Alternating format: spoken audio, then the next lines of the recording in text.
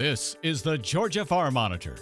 Since 1966, your source for state and national agribusiness news, and features for farmers and consumers about Georgia's #1 industry, agriculture. The Georgia Farm Monitor is produced by the state's largest general farm organization, the Georgia Farm Bureau. Now, here are your hosts, Ray DeLessio and Kenny Burgamy. Yes, indeed, the show that'll have you saying, wow, I learned something new today. At least that's our goal. Hi again, folks. Welcome to another edition of the Georgia Farm Monitor. I'm Ray DeLessio. And I'm Kenny Burgamy. Actually, we guarantee you'll learn something new today. Straight ahead on the Monitor, family food and great discussions at this year's Young Farmer Conference in Jekyll Island. Coming up, why Georgia Farm Bureau President Zippy Duvall calls it the most important event of the year. Also on the program, let's be honest, we could all use some extra cash in our pockets, right? Well, one option to pull in that extra money, raising goats. We'll explain. Also, no Kathy Bates or Jessica Tandy in today's show, but we do have a great recipe for fried green tomatoes. That's coming up in this month's edition of Meals from the Field, and it all starts right now on the Georgia Farm Monitor. And we begin in Jekyll Island, where recently Georgia Farm Bureau hosted its annual Young Farmer Leadership Conference. And as always, the 4 days worth of activities combine the perfect blend of business, fun, and family. I think that's what makes our program so successful, is that we welcome families and we make it a family-friendly environment. And as David Crumley was quick to point out, Jekyll Island offers one of the most family-friendly environments in the entire state of Georgia. Great Dunes Park, for instance, the perfect setting for a low-country boil. It makes you feel good when you come down here and able to sit down and eat and really get to know everybody again that you've been so far away from. What's funny is when I was a kid, we had this same kind of conference. It was called the Farm Family Conference.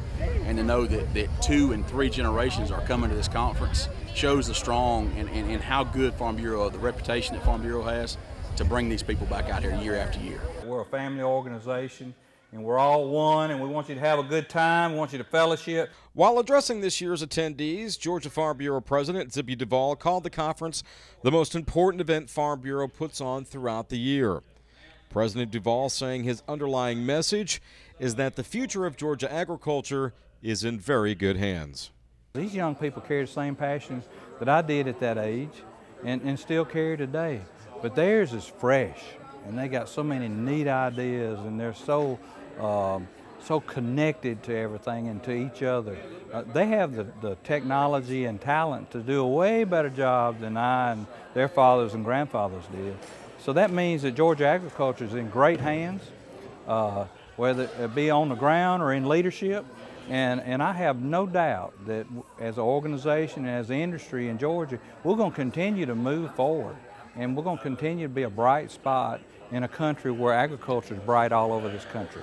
I really want to see more, more people get involved with the Young Farmer program, and this convention has been incredible. We've had over 420 people here registered and actually here, and we've had over 34 people in our discussion meet, and so we just have a great group, and there's a lot of enthusiasm going.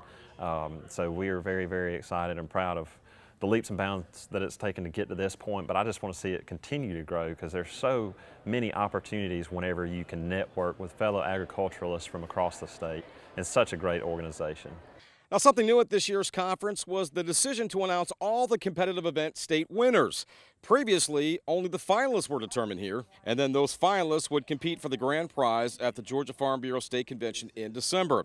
Not this year. All 4 rounds of the discussion meet are now in the books, with Habersham County's Kyle Deacle emerging as the winner. We just really enjoy coming out every year and having a good time competing with all the contestants and friends and family. And just happened to look up and somebody must have messed up a scorecard somewhere, because there were some excellent competitors along the way, and congratulations to them also.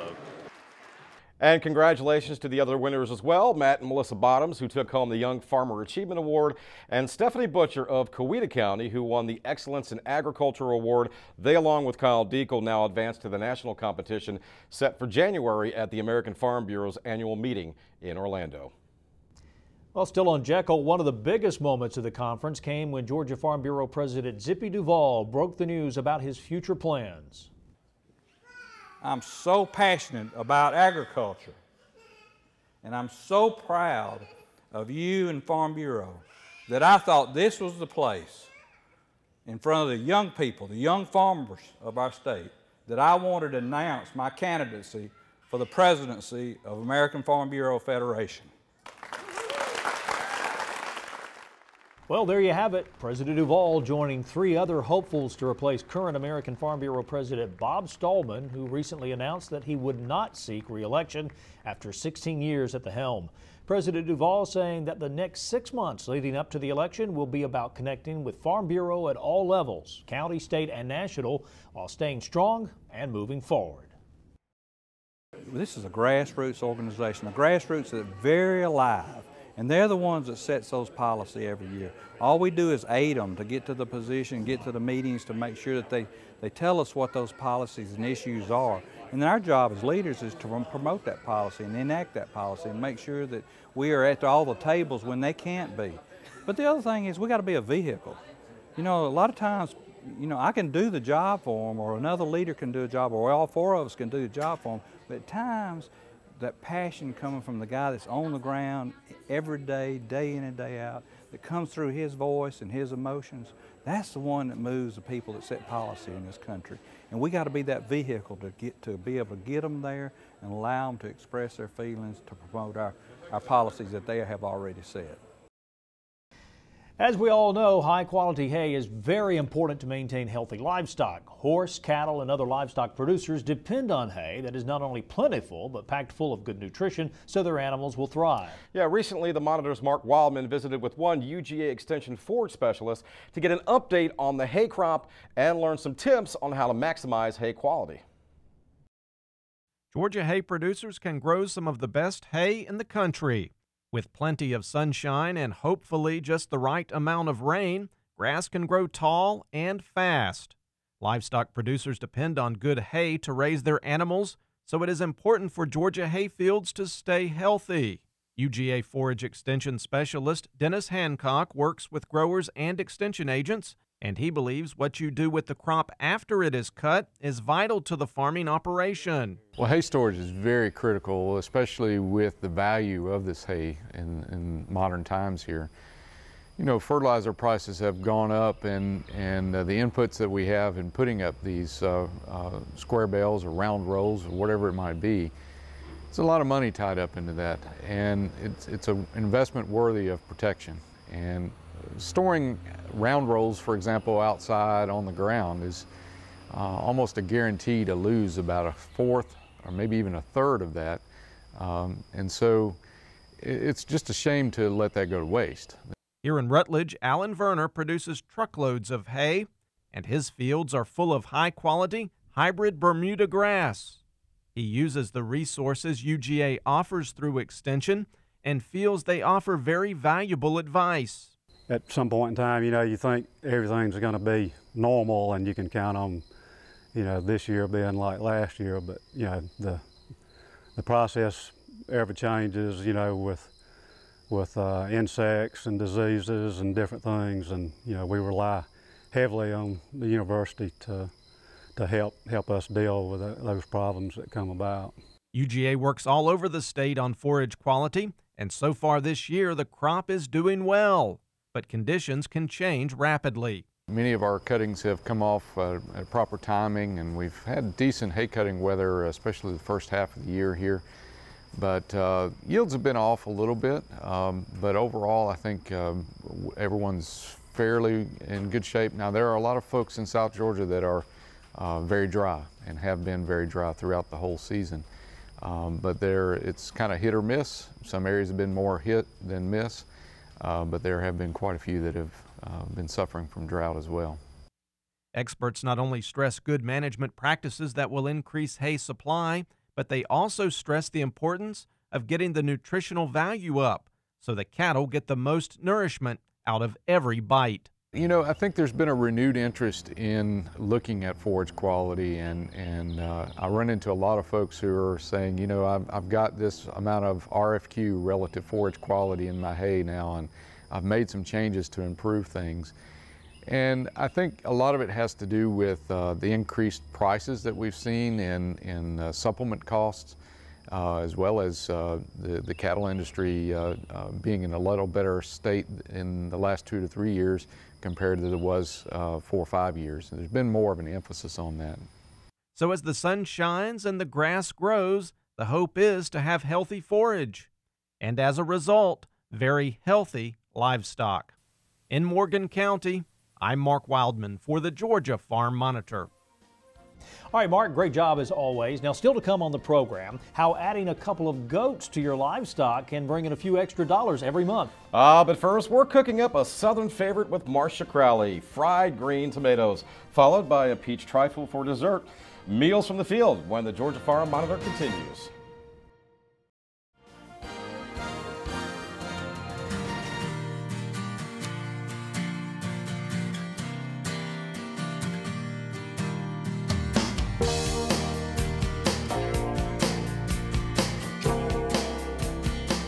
All right, if you're from the South, then you know what these are. And in just a few minutes, we're going to turn these into these. Gotta love it. Hi everybody, welcome back to the Georgia Farm Monitor and to another edition of Meals from the Field. Joining me as always is Marcia Crowley, and yes, after my request, Marcia has granted it, and we are doing fried green tomatoes today. Fried green tomatoes. I'm not from the South originally, been down here since 2001, but I gotta tell you, I wasn't down here very long before I really fell in love with fried green tomatoes. And I still have yet to see the movie, so. Well, you need to see the movie. I'm going to see the movie. I'm going to see the movie after today. So what do we got? Now, something interesting about fried green tomatoes, for those of you who do not know, I thought it was a special type of tomato a while ago, but you informed me it's a regular tomato, correct? It's a regular tomato. It's just a regular tomato. It's not ripe. Just not ripe yet. But you cook them up and they're fine to eat that way. So what do we got here? All right, we've got some already in the pan frying. And the batter is, here I'm going to give you that, okay. You turn it in a minute, and I'm going to have to use my hands. So, but they're clean. It's sliced green tomatoes, and the trick here is to coat them in flour. That will help the batter stay on. Okay. Then you dip it in a buttermilk egg mixture, coat it with that, and then the coating that I like to use is a combination of cornmeal and panko breadcrumbs, and those are the Japanese-style breadcrumbs. They're readily available. All right. So you just bread those, and you can bread them, you know, a few minutes ahead of time before you go to fry them. All right, let's see how these are doing over here. Right, let's flip these. You need to, it needs to be hot oil, obviously. Vegetable oil has a good smoke point. In about 3 minutes per side. See how nice the coating stays on there? Oh yeah, very nice. All right, we're going to let those cook a minute, and then you serve this with a red pepper jelly peach sauce. All right, this is red pepper jelly that I've melted in a pan. All right. We're going to add to that. And the red pepper jelly you can just buy at any farmer's market or anything like that. Well, you can buy it actually in the grocery store. In the grocery store as well. Okay. I mean, it's not one of your cheaper jellies, but it makes all the difference in the world. But you know, Marcia, it would be better if you bought it from a Georgia Farm Bureau certified farm market. If they've got red pepper jelly, it's got a little bite to it. All right, that's melted in a pan. That's a ½ cup. We're going to add to that 2 teaspoons of horseradish. Okay. And a teaspoon of Creole mustard, and that will make a big difference. I'm going to let you stir that up. All right. And you just melt that, and then you're going to add to that 3/4 of a cup of chopped Georgia peaches. That just hit my sinuses. You stir that up really good, and you serve it at room temperature. Let that come to room temperature, and it's great on the fried green tomatoes. Great on pork. I've tried it on that. Let's see how these little guys are doing here. And we should mention we're not just doing fried green tomatoes today. It also is peach season. It's peach season. So we're using freshly grown Georgia peaches here. Let me move this out of the way. We're making a Carolina trifle, and a trifle is it's a combination of custard, cake, and fruit. So I already have in here a little bit of vanilla pudding that I have stirred apple juice in. The recipe calls for sherry, but there are people that don't do that. Right. So you can use apple juice or sherry. Or white grape juice. White grape juice, okay. All right, you're basically just doing layers. This is the pudding and a store-bought pound cake. Okay. You're going to put in, layer it with peaches. And how much, if you are going to use the sherry, obviously you want to use it very liberal. That's your choice. But what's the recipe call for? It calls for 3/4 of a cup to a cup. Okay. And you don't want to use cooking sherry because that's got salt in it. All right, before I do that, I think these guys are done, Ray. Drain these on paper towels.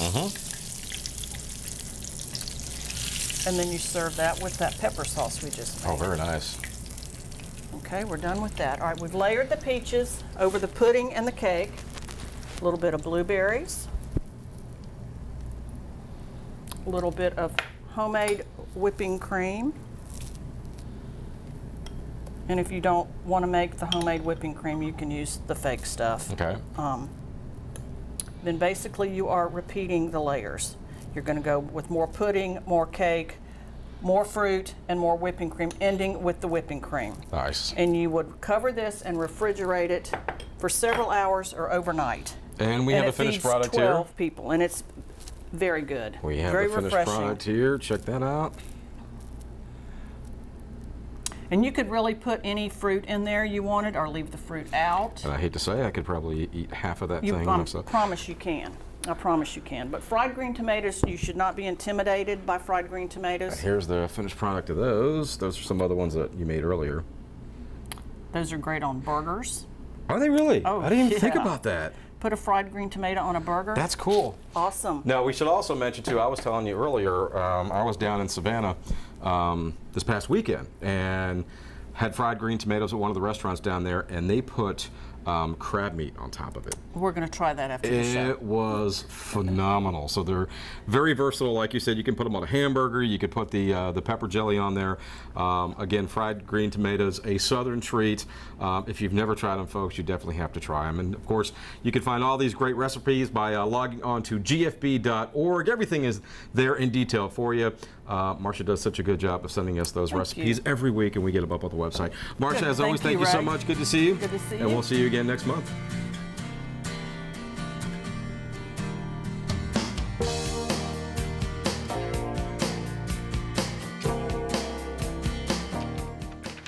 Okay, Ray, Marcia, thanks so much. Those peaches look delicious.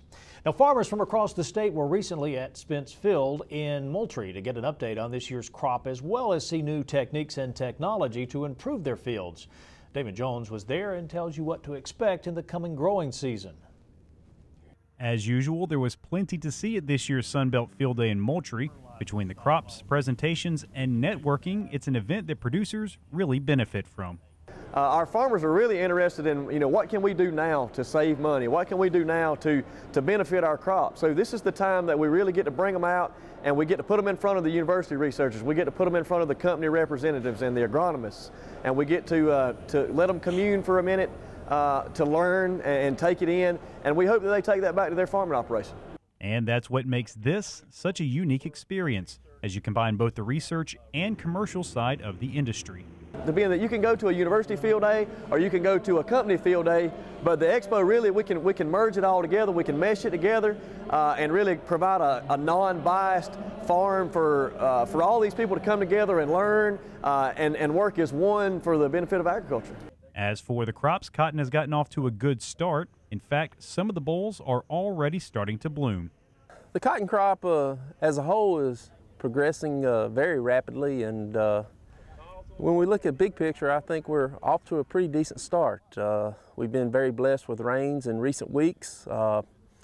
There's still probably some pockets who've missed these showers, but as a whole, probably more folks are getting rains than aren't. With prices down at the moment, cotton growers might be thinking about cutting input costs. That's something Dr. Roberts says they should be very careful about. For us to be successful, there are basic things that have to be done. And our University of Georgia recommendations, we basically stick with the basics. And so there's not a lot of opportunity to cut from those basics, but any extras perhaps. It's definitely a year where farmers need to be scouting each and every field. 100% of the fields need scouting and treated accordingly. This is a year where, we need yield. The peanut crop is also off to a good start despite some wet conditions during planting season. And with the acreage up more than 25%, there's reason for optimism about this year's yield. We struggle with a little bit of stands because of moisture conditions and all that, but overall it's looking pretty good. I don't think we've had any major insect outbreaks or anything, and overall we've been getting some timely rains, and that's the key. We got irrigation, so overall it's looking good. While things are looking good now, it is important to maintain and treat your fields throughout the entire process. Keep on your fungicide program. That's probably the biggest thing. We have a lot of good fungicides, a lot of different programs out there. Rotate your chemistry. Watch out for things like white mold, leaf spot, and that. And as long as we finish out and get some rains and keep the diseases down, we should have a good crop. And that's exactly what these farmers want to hear as they head back from this one-of-a-kind event. Yeah, it's just a one-stop shop for all of agriculture. You know, we can bring in the cattle guy, we can bring in the cotton guy, we can bring in the corn guy, and we can bring in diversified guys, and have something for everybody. Reporting from Moultrie, I'm Damon Jones for the Georgia Farm Monitor. All right, Damon, great job down in Moultrie. Now, when we come back, whether it's for fun or to make some money, why raising goats may be the way to go. That's next when the Georgia Farm Monitor continues.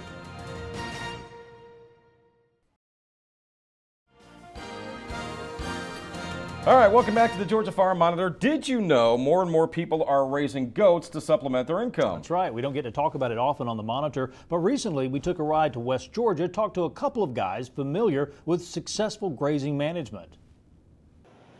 Not too far from the crossroads of Harris and Troup counties is where you'll find UGA County Extension Coordinator Steve Morgan. Morgan told me he does a lot of work with small animals like sheep and goats. It's a great supplemental income. If you've got cattle, if you've got some land, it doesn't take a whole lot of space to raise goats. They're great companion grazing animals. The Harris County Extension Coordinator said there are some essentials you need to know about producing a profitable goat herd. Most profitable goat herds are pasture forage based. Like to have those forages available for them about 8 to 10 months out of the year. Protein and energy that come from forages, pastures are the cheapest, and feed costs are your most expensive cost for the year in a goat operation. Morgan introduced us to retired West Point farmer David England. You can't tell he's slowed down any. He's been raising goats for the last 10 years in 5 different pastures, and it's easy to tell he has a passion for what he does. To begin with, when we got this acre, we got about 60 acres, and we had cows, and I got up to 13 cows. And then I retired, and cows, 1,200, 1,500 pounds, they're hard to work with by yourself.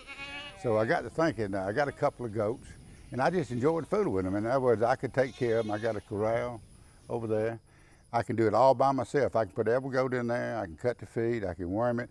Don't have to have any help. My son's got a business, and he's gone a lot, so he can't help me. Both men agree that good goat producers are also good forage producers who utilize the animals as a means to harvest their crops. The grazing height needs to be about 5 inches or more. Controlled grazing is better than continuous grazing because in continuous grazing the goats are allowed free range access over the pasture. Plant selectivity is very high in continuous grazing, whereas controlled grazing you limit the goats to a specific paddock for a period of time. You make them graze the entire forages that are available in that pasture, then you move them to the next paddock. If you got goats, a lot of people make the mistake of wanting to feed them every day, just over and over and over, and that's cost a lot of money. I have people come here and they say, well, why is your goat so fat? And I say, well, because they eat all this grass, and I watch them, I give them the right minerals. But they get these goats are what I call like show goats, are real big, fat. Those are not, all mine are pasture goats. They have their babies in this pasture. They don't get put up in a little pen. That's why they're healthy, They live outside. They got shelter when it rains. Well, after watching this, if you've had an itch to start raising goats, England has some advice for you. Just get a few. Don't get a lot. I wouldn't get over 3 or 4. If you can, try to borrow your buck, because don't buy a buck. If to me, the best thing is buying a good quality buck. It's just like a bull. You can buy a bull and put him over these grade cows, and they throw pretty calves. And so I wouldn't go out and buy a buck to begin with. I'd start off with 2 or 3 or 4 females, young ones, but go to somebody that's reputable, that has a good name, and buy your goats.